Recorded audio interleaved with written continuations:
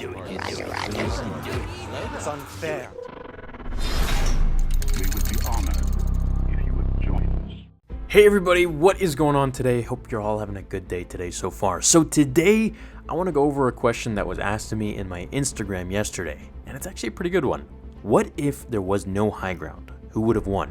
This is a question for the ages. The high ground, undoubtedly the most powerful, unstoppable force in the galaxy. But what if it didn't exist? What if Anakin, let's say, waited until the pod reached a little more down the volcanic beach and then hopped onto land, climb up to Obi-Wan's level, and then fight him? Well, this video will combine not just my theory, but their fighting styles and force abilities to make an intelligent answer. So Anakin utilized Form 5. This is why he beat Dooku, using powerful aggressive strikes and always on the offensive.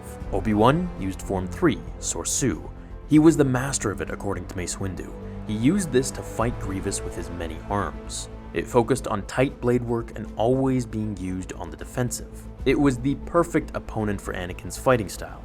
However, we all know here who the more gifted and powerful fighter was. Anakin, by natural talent, was the stronger being. Now, it's known fact that Obi-Wan was one of the least gifted Force users at the Jedi Temple. However, it was his unmatched dedication and practice that got him to where he was at that day, which, to our surprise, was just as powerful as his younger apprentice, as we can see in their duel. Now, had Anakin trained even a few months longer with the dark side, maybe even a few weeks, it'd be game over. But we got what we got. At the time of the high ground, Obi-Wan was tiring out. He had to think of an exit strategy, and that's why he jumped to the high ground, instead of just continuing to use brute force like Anakin. And he was too confident on his new powers. Obi-Wan just jumped to the hill and ended it, in the same weird way that he killed Maul, who was overconfident in his abilities too. Now, if, let's say, there was no high ground, and Anakin just kept fighting along level ground forever, he would have eventually won.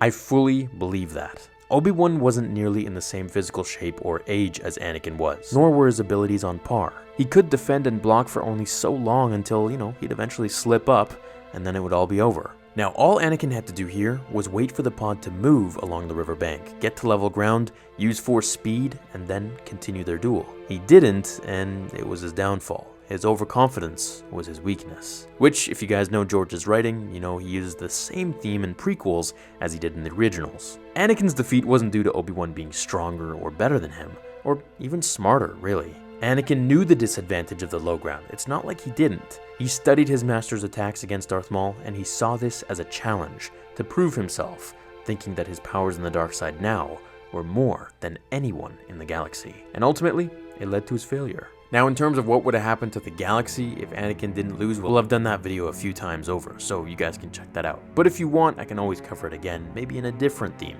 I'm thinking the next video I want to cover is what if Yoda and Sidious fought in an open arena? That would be a little bit different. Who would win in that case? Kind of like how Hulk and Thor fought. So let me know below, guys, who would win in that scenario?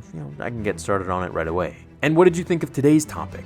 Thank you for watching, everyone. I will see you all in the next episode of Star Wars Theory. Until then, my fellow Jedi and Sith friends, remember, the Force will be with you always.